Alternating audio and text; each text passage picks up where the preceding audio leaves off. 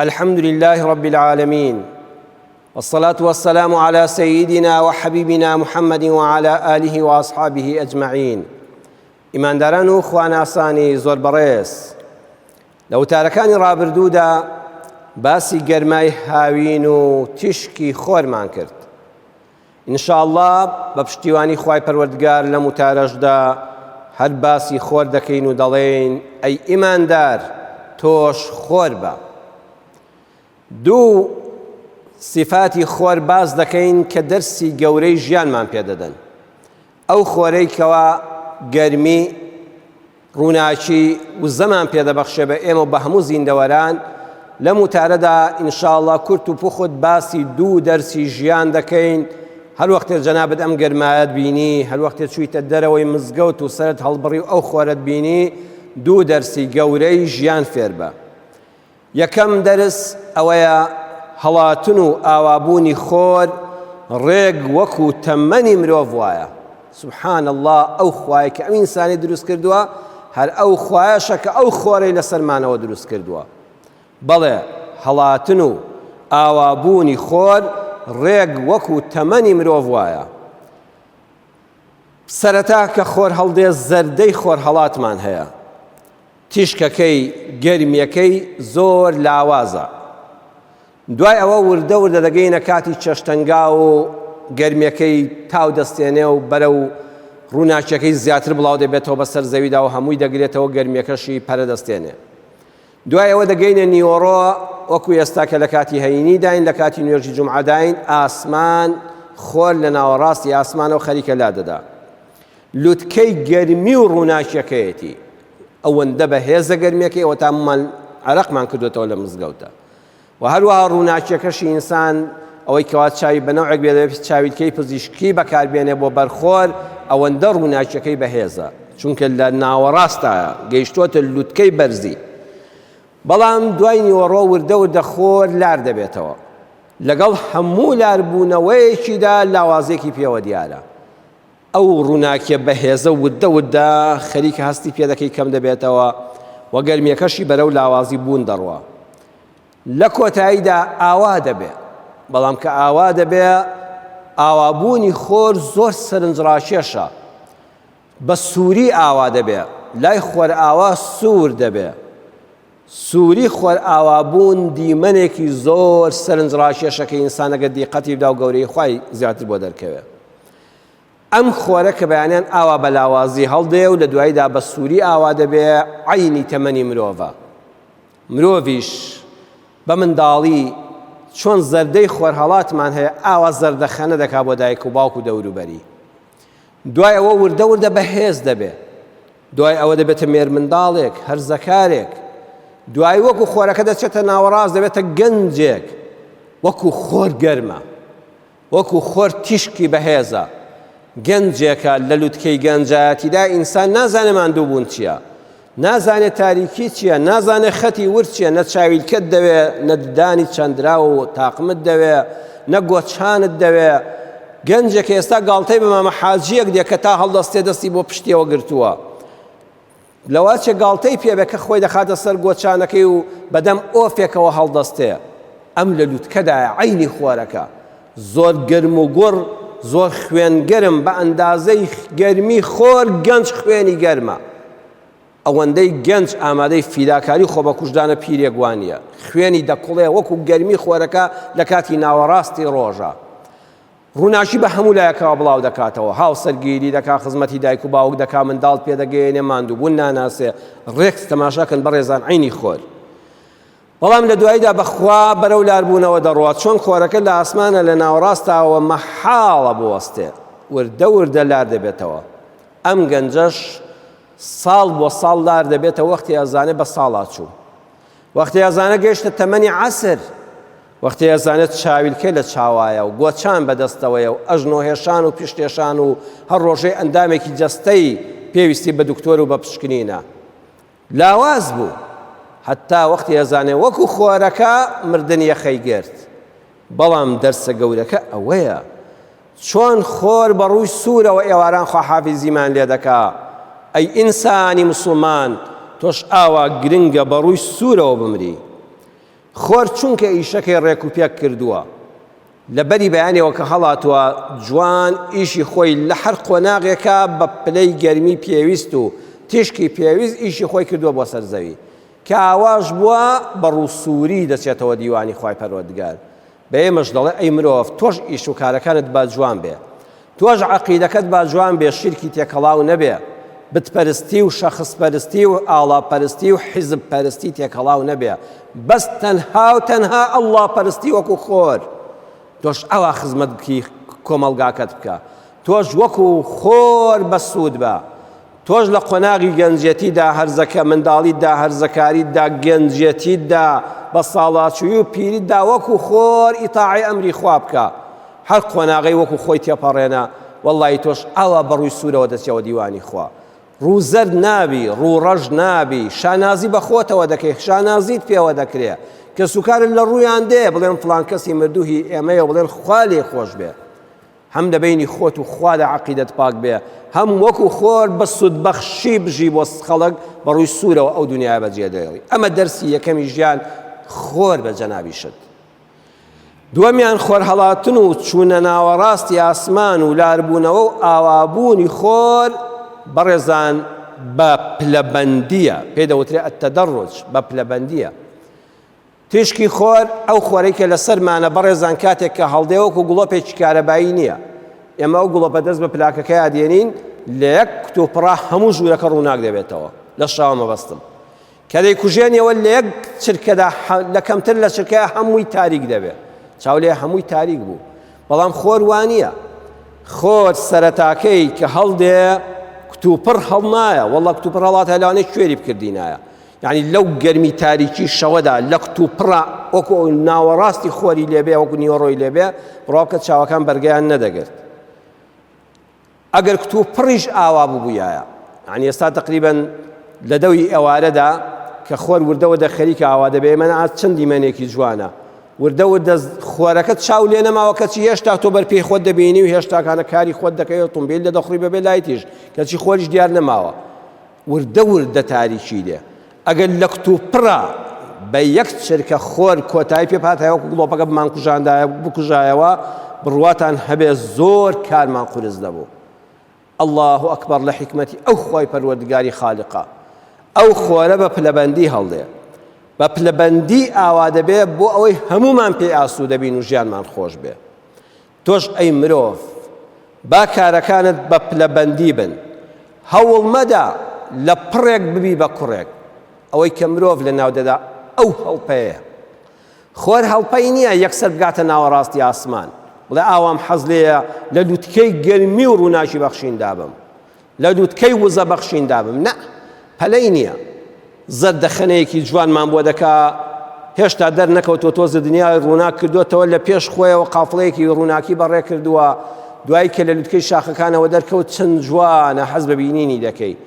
دوای وردە بەرز دەبێتەوە وردەش ئاوا دەبێتەوە بەڕووی سوورەوە وتمان دەژێتەوە دیوانی خوا ئەوەی ئەم وڵاتەی ناڕەحەت کردو بە هەموو جوانیەکانیەوە بەڕێزان ئەو کەسانن کە بە پلەبەندی پێناگەن دەوڵەمەندێک کە وەکو قارچک هەڵتۆقیوە وڵاتی کاول کرد لە وڵاتی ئێمەدا قارچک ئەزانن لە بەهارانە کاتە هەورە بروسکەیەک بارانێکی بەلێزمە لێدا یعنی لە یەک چرکەدا دێتە دەرەوە ئەو پێڵەن قارچکە کارگە دەوڵەمەندی وامان هەیە کاکە دوێنێت و هیچ نەبوو وەکو قارچک هەڵتۆقی جا ئەمانە دەبینی بە ئۆتۆمبیلەکەی و ماندوو نەبووە هەر ئۆتۆمبیلێک بینی لەو سەر شەقامانە چەند بە نایاسایی لێ دەخڕێ چۆن لە هیچ تاسە و بەرزی و نزمیەک نای پارێزێ و لێی دەداوە نیشانەیە پارەی پێ نەداوە پێوەی ماندوو نەبووە ئەوە لە پڕێک بووەتە کوڕێک وی ئامادەی ماڵی خۆش و خەڵکی ژوێرانکە دەوڵەمەندی وەکو قارچک هەڵتۆقی و خراپە پلەداری پلە پێبەخشرا و کارەساتە ئەو هەموو پلەدار و جەنەڕاڵ و لیوایی لەم وڵاتەدا هەیە لەو ئەمریکا زەحمەتە هەبێ پیشەگەرێک کە شاگردی چەند ساڵەی نەکردبێ خۆی بکا بە خاوەن پیشە ئیش و کاری خەڵکی هەمووی سەقەت بووە ئەمڕۆ هەر دەبینی دوو کە سەریان بە یەکەوە ناوە و ئیشێک دەگرنە دەست بەڵام نەچووە لە شاگردیەوە پێ بگا جاران بەڕێزان وەستایەک وەستای دیوار بوویایە وەستای هەر کاروبارێک بووایە وەستای کارەبا و ئاو بوویایە ساڵانێک شاگردی دەکرد وەستاکەشی لەژێر چاودێری مهندسێکی و ئەندازیارێکی پسپۆڕی بیناسازیدا کاری کردووە. ئەم بە شاگردی پێدەگەی دوایی کە دەبوو بە وەستا چەند دەزڕەنگین بوو چۆن خەڵک لە خانووەکەیە و لە ماڵەکەیە دەحەسایەوە. ئێستا هەمومان گرفتارین بەدەست وەستای ناشیەوە، لێی نازانێ و خۆی کردووە بە وەستا لە پڕێک بۆتە کوڕێک، دوێنێ هەر شاگردیان نەکردووە یان 4 ڕۆژ و 4 مانگ شاگرد بۆ ئێستا خۆی وەستایە خاوەنکاری خۆیەتی، وێ دەبینی هەموو کارەکانمان تێک چووە. بانگەوازکردن بۆ لای خەڵک بۆ لای خوای بانگەوازکردنی خەڵک بۆ لای خوای پەروەردگار بەخوا ئەمیش پلەبەندی دەوێت. ئەمڕۆ هەر کەسێ دەبینی من ناڵم خوێندەواری نییە، گەنجێکەوە خوێندەواریشە بەڵام پلەبەندی نییە لە بانگەوازە، لە جیاتی ئەم سەر باز دەدا بۆ ئەو سەر خەڵک بانگ دەکا، خەڵکەکەش سوودمەند نابێ بانگەوازەکەشی بێبەرهەم دەبێ. بۆیە خۆر پێی وتین وەکو من وابە، تۆش پەلە مەکە، هەر ساتەی نەدوا بکەوە نەپێش بکەوە. ئەتە نەمت بە ئێستا خۆر ئەگەر درەنگ هەڵبێ ناڕەحەتە، ئەگەر زوو ئاوا بێ هەر ناڕەحەتە، بەڵام خۆر پێی وتی من کاتم دیاری کراوە هەموو مرۆڤەکان دەزانن نەدوا دەکەوم نەپێش دەکەوم. تۆی بانگخوازیش بۆ دینی خوای پەروەردگار کە خەڵک بانگ دەکەی بۆ لای خوا نەک خۆت پێویستە وەکو خۆر بە ئارام بی، وەکو خۆر هەر هەنگاوەی بانگەوازکردن بۆ لای خەڵک لە شوێنی خۆیدا بێ. پێغەمبەری خوا صلی الله علیه وسلم ڕوحم بە قوربانی خۆی و ناو ڕێبازی بێ، یەکێک لە سەحابە عەزیزەکانی لە بانگخوازانی ئیسلام معاذی کوڕی جەبەلی نایەت بۆ وڵاتی یەمەن کە ڕۆیشت نەخشەی کارکردنی دایە، هەروە بەڕێی نەکرد ڕەسوول الله صلی الله علیه وسلم ئەو ڕەحمەتەن للعالەمینە وەکو خۆر هەموو کاری لە شوێنی خۆی بە نەخشە بوو. فەرمووی ئەی معاذ تۆ دەڕۆی بۆ وڵاتی یەمەن ئینەکە ستاتی قەومەن ئەهلە کیتابین. معاذ تۆ دەچی بۆ لای ئەهلی کیتاب، بۆ لای مەسیحیەکان، واتە ناساندنی ئەو قەومەی تۆ دەچی بۆ ناویان بۆ بانگخوازکردن بۆ لای ئیسلام بتپەرز نین، خۆرپەرز نین، مانگپەرز نین، ئەوانە ئەهلی کیتابن مەسیحین. فەئیذا جئتەهم لە دوورەوە بانگیان مەکە بڕۆ ناویان، کاتێک کە گەیشتیە ناویان و سڵاوت لێکردن و خۆت پێ ناساندن فادعوهم إلى أن يشهدوا أن لا إله إلا الله وأن محمدا رسول الله. أو كاتب بانجيام كا بانجوازيام كا فادعوهم إنسان كسر دعوة دكا خبر زامبيني تانا دعوتي كي بوانا خوالي مضي ولا فلان كزولا ولا دانيش نام خو ناشتي وعنابه تکایە لە خزمەتتاین خوانێک ئامادە کراوە شایستە بە جەنابتان بێ حەز دەکەین تەشریف بێنی ئەم شێوازە ئەمە شێوازی بانگەوازکردنە بۆ نانخواردنێکی ئاسایی ئەی بانگەوازکردن بۆ سەر سفرەی ڕەحمەتی خوا دەبێت چەند بە زمانی شیرین بێ. فەدعوهم بە زمانی شیرین بانگیان بکە، بانگیان بکە و دینەکەیان لەسەر قورس مەکە، بناغەی دینیان پێ بڵێ، عەقیدە ئەمەیە، بڵێ شاهیدی بدەن ئەن لا ئیلاهە ئیلا الله وأن محمدا رسول الله فإنهم أطاعوا لك بذلك. يكم جار أمان بورنكوا ويان رنكوا الله تاك تنها بشريكة محمد پیغمبری خوایا و کوتا پیغمبری خوایا پیامی عیسی و موسی و همو پیغمبرانی تواو کردوا همو او پیامانەی کە ئێوەی ئەهلی کتابەتانە وەرن لە قورئانە بیخوێننەوە هەمووی بە زیادەوە بۆ سەردەمی خۆی تۆمار کراوە، هەتا قیامەتیش پێویستی بە کتێبی تر نییە و محەممەد دواخشتی پێغەمبەرانە و برای عیسی و موسی و پێغەمبەرانی ترە. ئەوە بۆیان ڕوونکەوە. فەئین جا سەیری وشەکانی حەدیسەکەکەن فەرمودەتان کە خوێندەوە هەر ژێرنووسی کوردی مەکەنەوە ڕەم بێ زەرەدی لە قازانجی زیاتر بێ. فەئین هم ئەطاعوا لەکە بذلك نەیفەرموو فەئیذا هم ئیذا بوویایە واتە دڵنیا بە لێت قبوڵ دەکەن، نە فەئین ئەگەر هاتوو بە دڵ قەناعەتیان وابوو کە لا ئیلاهە ئیلا الله محەممەد ڕەسوول الله گوێڕایەڵیان لە کردی بۆ ئەم بناغە و تەوحید و یەکتاپەرستیە فەئەخبرهم ئەمجا هەواڵیان پێ بدە، ئەمجا زۆر جوان بۆیان ڕوون بکەوە أن الله قد فرض عليهم 5 صلوات في كل يوم وليلة. أن الله خواب خوي بيان بڵێ بەخوا ئەمە قسەی من نییە، من فەرمانکار نیم بە ئێوە و ئێوە خزمەتکار بن، من بانگەوازکارم بۆ لای خوای پەروەردگار، بەخوا زۆر مەلامان هەیە وازانی ئاغایە کە قسە بۆ خەڵک دەکا، نە ئەن الله بەڕێزان ئەمە پەیامی خوایە، من بەس گەیاندنەکەم لەسەرە. الله بۆ خۆی فرض عليهم فرضی کردووە لەسەر ئێوە خەمسە پێنج نوێژتەوە باسی نوێژی سنەتیان بۆ مەکە باسی چێشتەنگا و سنەتی پێشنوێژی بەیانی و ڕەواتبەکانیان بۆ مەکە باسی شەو نوێژیان بۆ مەکە لەسەریان قولز مەکە بڵێ خوای گەورە بۆ خۆی 5 نوێژی فەرز کردووە ئاسانی کە بۆیان فی کولی یوم وەلەیلە لە هەموو شەوێک و ڕۆژێکدا لە 24 ساعاتە لە شەو و ڕۆژێکا تۆ 5 جار نوێژ دەکەی تۆ جارێ بەس باسی نوێژیان دوای لا إله إلا الله محمد رسول الله بۆ بکە فإنهم أطاعوا لك بذلك أجر ذكر أوجرات كانوا بلين من يجنا كين أجر لا أمش أجراليان كدي أي معاذ خوشويست فأخبرهم هواليان بيبدا بلا إيشي من بز هوال جاندنا نج أو كوا نيج نكا لملي بدين دعاء كوا ملكز ونكتيان نيش بينس فرزب وخوا كين للشهور رجكا هواليان بيبدا بلا أن الله خواب وخوي بخوا وش قصي منيا أوش فرماني الله بو خويتي قد فرض عليهم فرضي كردوا لسد برواداران صدقة سيدي وشكت سن جوان ونرما صدقيكي فرض كردوا أما باجنية أما باج رسومات حكما يبزوا اليد بستينه تؤخذ منه أغنيائهم أما الصدقية فرض كراوة لسد دولة من دكانيان ها آساني كرد فقير ناقريتوا إسلام حكومتي أما بشوكترين شتبه ضريبة دوكو دولة من لدستينه زكاة دوانية لسر فقير نية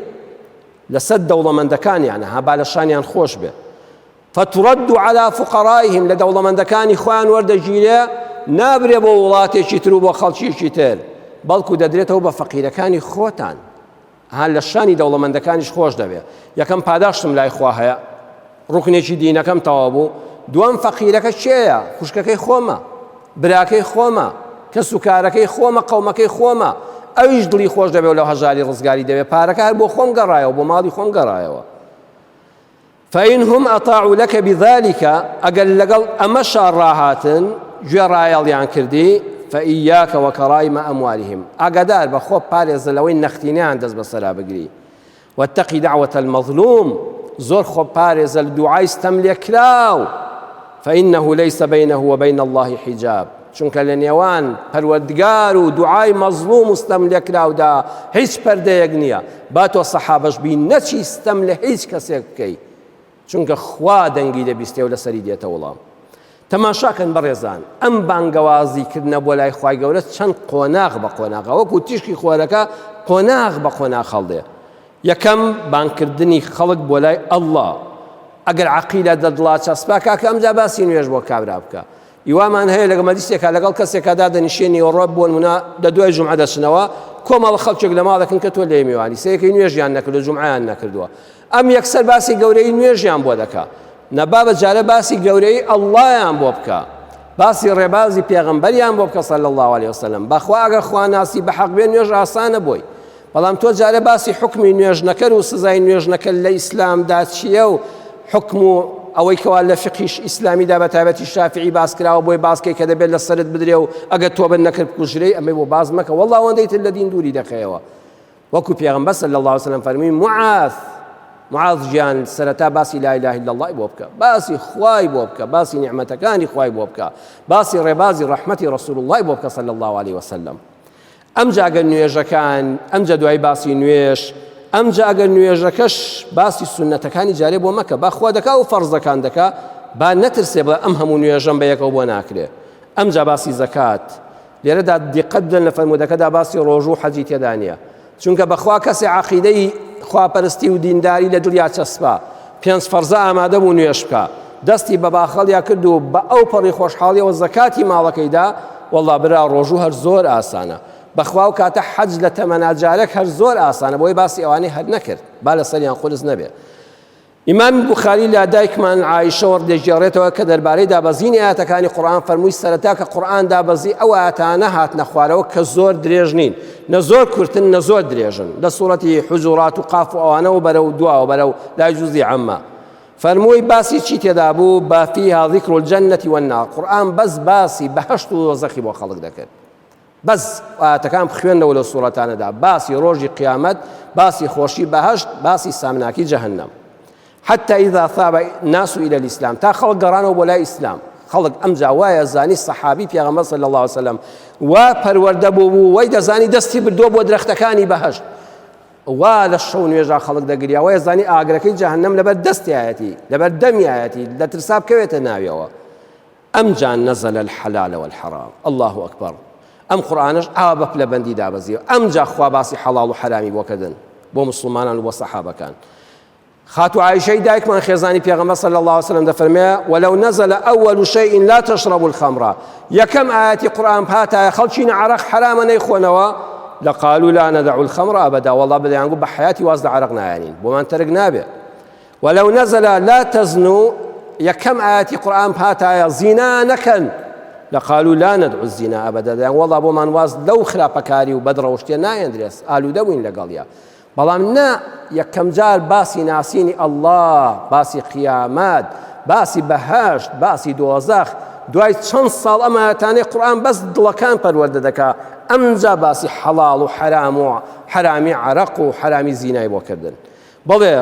خۆری جوان هەموو ڕۆژێ پلەبەندیمان بەبیر دەخاتەوە نیشانمان دەدا بەیانی کە هەڵات چاولێ بە پلەبەندی بەرز دەبێتەوە بە پلەبەندی دێتەوە خوارەوە